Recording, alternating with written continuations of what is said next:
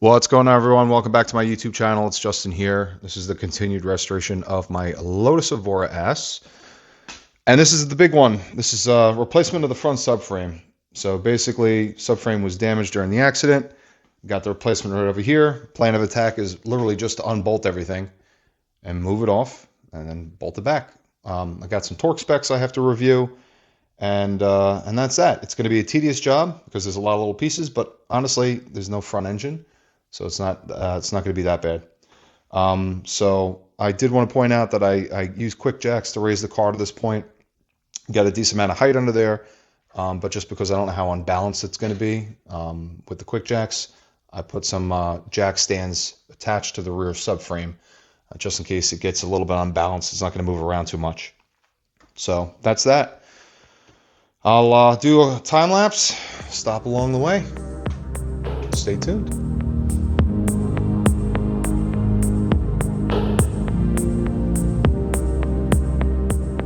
All right, so this journey has officially started, and basically I've been walking through and looking over everything that's attached to the front subframe. So just as a reminder, the front subframe is obviously damaged over here, and it's bolted up to the tub on two main tie points. There's this side, and then there's the opposite side has the same exact tie.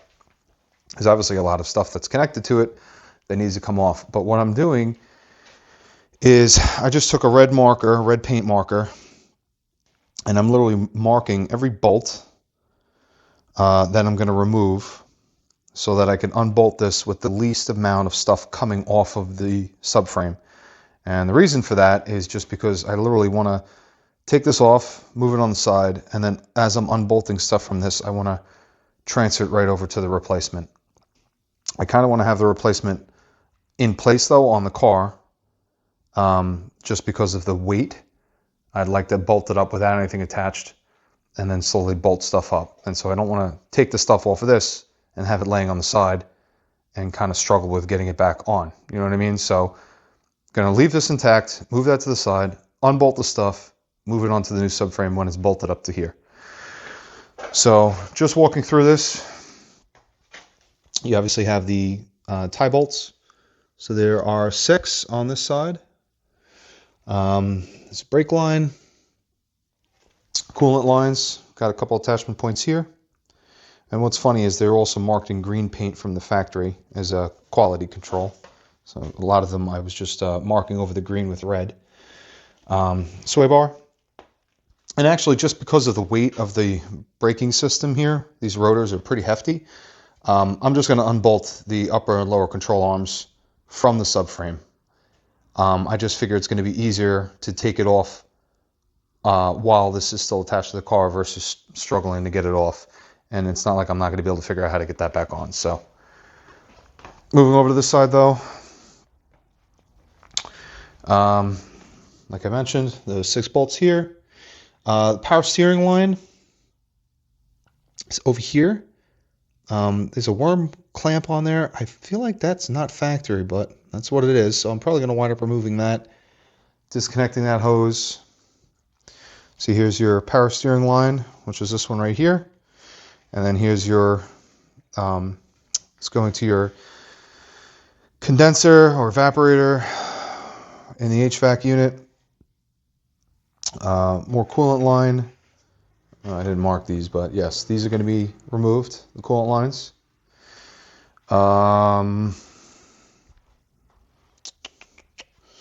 Let's see. Coolant lines going into the HVAC unit. HVAC unit itself has a couple of bolts. Some ties over here, little zip ties. And then I kind of glanced over it, but these zip ties here as well. And underneath is really not much else. Majority of the stuff is really up top. So that's it. I'm gonna get started by removing the control arms on both sides, upper, lower, shock mount, and the power steering rack connection, the tie rod here, and the sway bar. So I'll get all the suspension out of the way, move that over to the side, and then the rest of the stuff is going to be all exposed and pretty easy to remove. We'll see.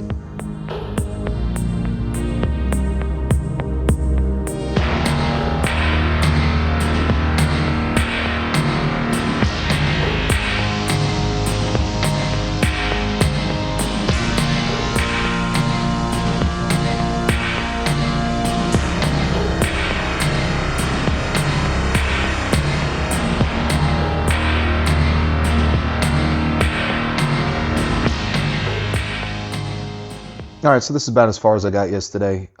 Basically what happened is I started making a lot of stupid mistakes with my work schedule and with the family. I was up at like 4 a.m. past couple of days. I worked until 1 a.m. Last night or this morning, whichever way you look at it. And I was just making a lot of stupid mistakes. I burnt myself with the torch pretty bad on my arm, so I just threw in the towel after that. But we're back at it now, and basically I'm just continuing where I left off. As you can see, I removed the suspension because otherwise physics would be working against me because of how cumbersome it is. So this is all removed. I got to do the same on the other side. And I just wanted to mention that the oil, basically one of the challenges I have here is this bulkhead right here would connect to the auxiliary oil cooler on the driver's side, and then there's an interconnecting hose to the passenger side one. The problem is the driver's side oil cooler was smashed when I got the car. It's missing. And they had a bypass in there.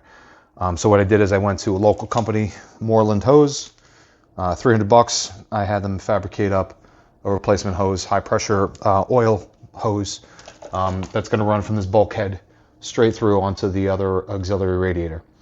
Obviously I'm not going to do that until after the subframe is installed, but I just wanted to make mention of it real quick because as I'm taking this stuff off, I'm trying to strategize on how I'm going to put it back together, and I didn't want this holding me up. So anyway, that's basically it. Gonna start working on the other side and hopefully get this thing removed tonight.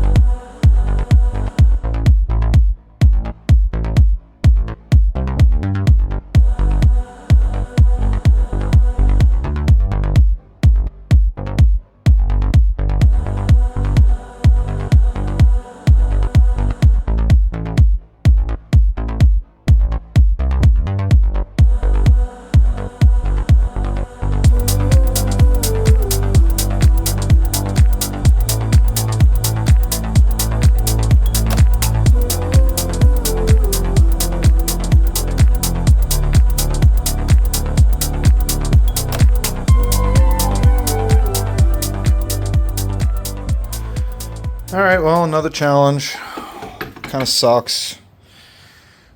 This was supposed to be the driver's side lower control arm. This is the passenger side. They're identical. So, he sent me the wrong side. Now I have to frantically try to source one locally because, or at least domestically, because I don't feel like waiting for something to come from the UK, but obviously now I gotta send this back, and that's a setback. Okay, the hits just keep coming, but it'll get done eventually.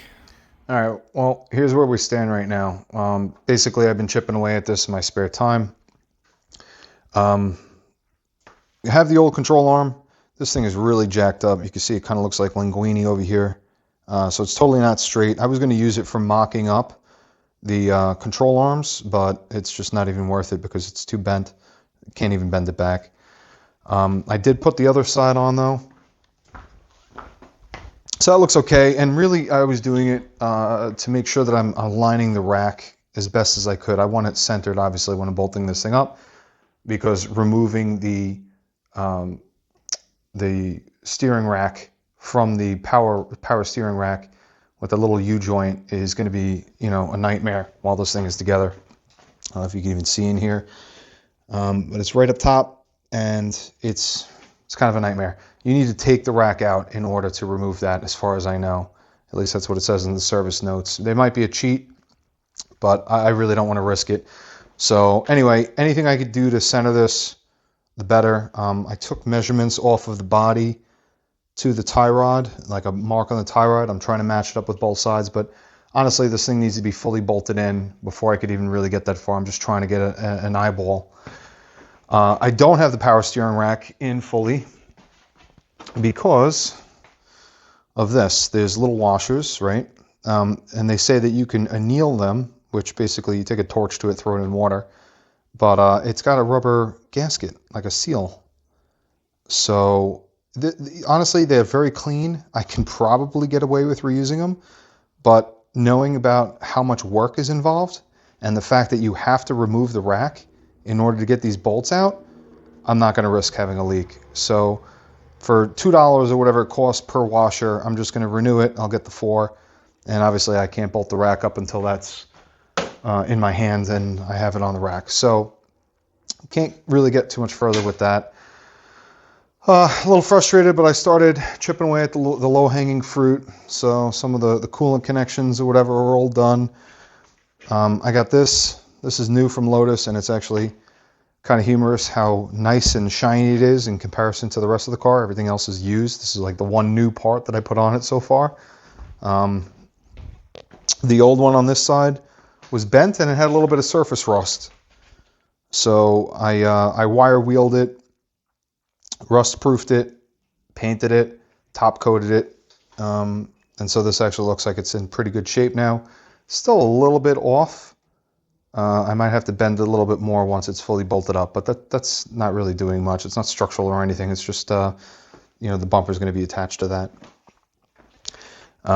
Oil cooler, pretty self-explanatory.